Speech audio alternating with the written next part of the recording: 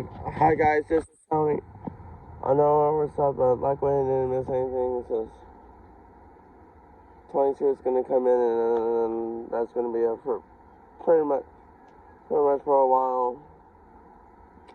We're so maybe then I'll have time for some other trains after this, so until after 6 to see some stuff, but we'll see what happens.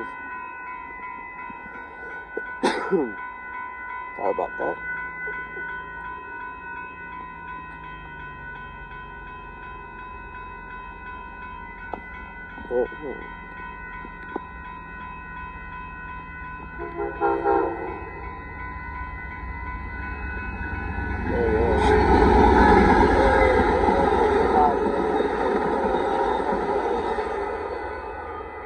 That's pretty cool.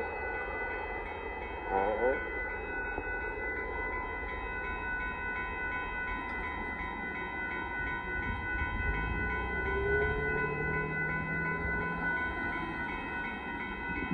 There you go, Amtrak Texas Eagle 22, and I'll talk to y'all later. Bye-bye.